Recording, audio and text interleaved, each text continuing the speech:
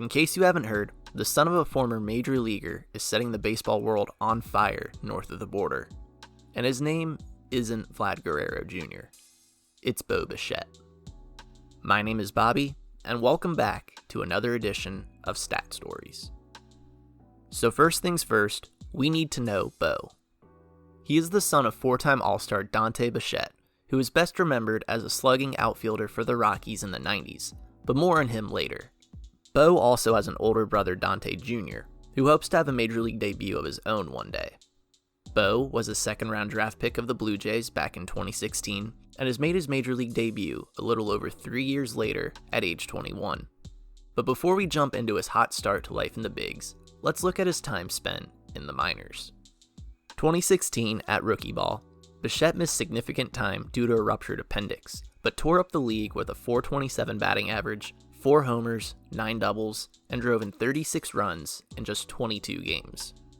2017, he split time between Class A and Class A Advanced, and shameless plug, if you're unfamiliar with the layout of the minors, go check out my video on the topic. Bichette was Midwest League MVP at Class A, batting .384 with 32 doubles and 10 homers. Combined with his stats at Class A Advanced, he had the highest batting average in the minors that year, and was also named to the Futures game. 2018 was spent entirely at AA, where Bichette had 61 total extra base hits, 43 of which were doubles. He also swiped 32 bases.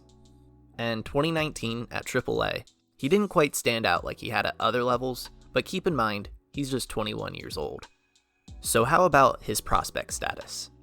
Most publications rank him in the top 10 of minor league prospects, and his tool grades are as follows. This scale is between 20 to 80, with 20 being very bad and 80 being elite.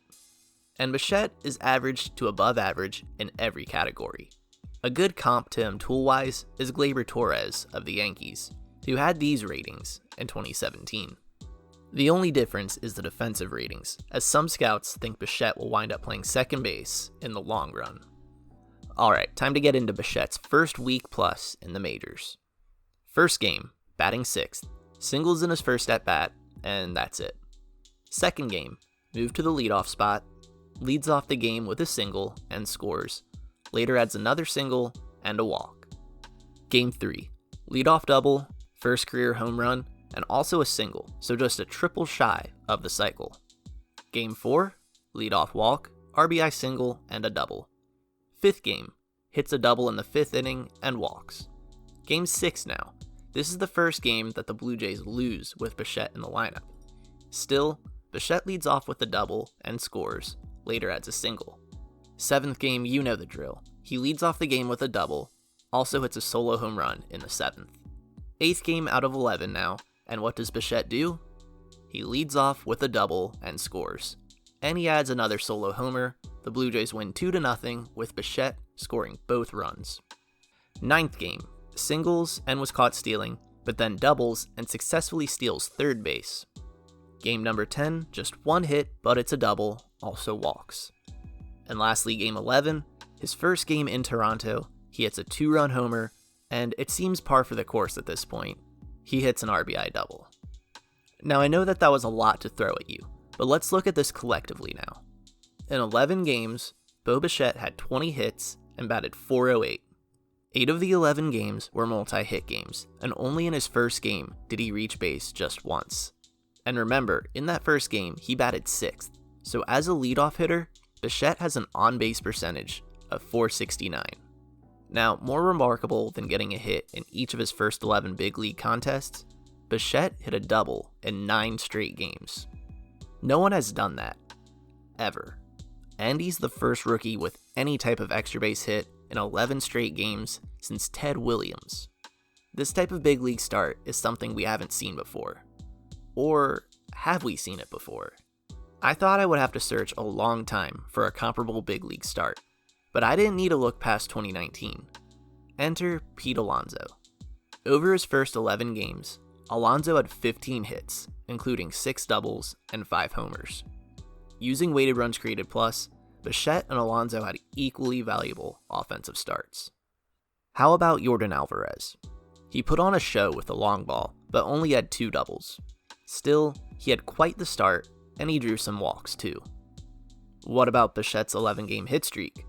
Well, Pirates rookie Brian Reynolds did that too, but with far less power. If you want to look at weighted runs created plus, then there is someone else we need to mention. Aristides Aquino. He hit homers in 3 straight games, and then proceeded to hit 3 more in his next game.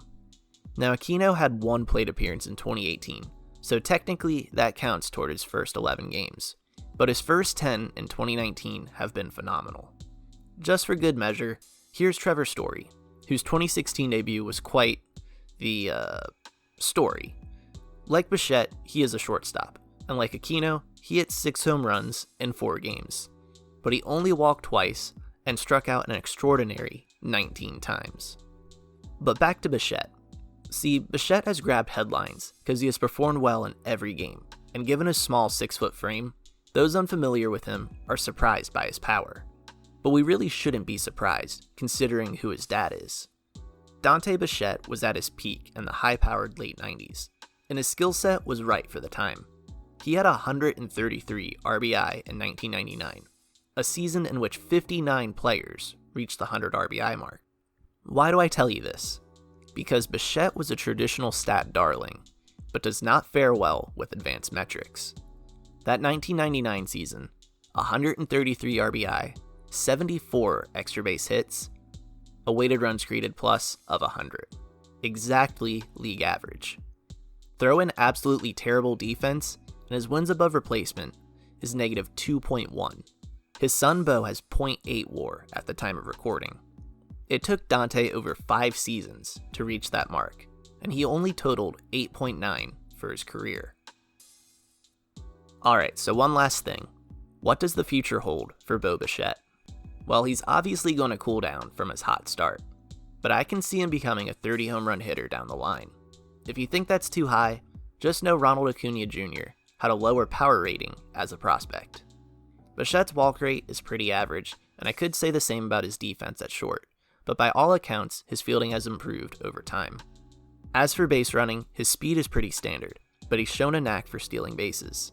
If he can do it efficiently, then Bichette would have all the tools to be a star player at the top of the Blue Jays lineup for years to come. So that wraps up this video. What do you think about Bo Bichette's future in the bigs? Leave an answer in the comments below. Also, help out Hear Baseball grow by hitting that subscribe button, leaving a like, and sharing this video. Thank you for watching, and I'll see you next week.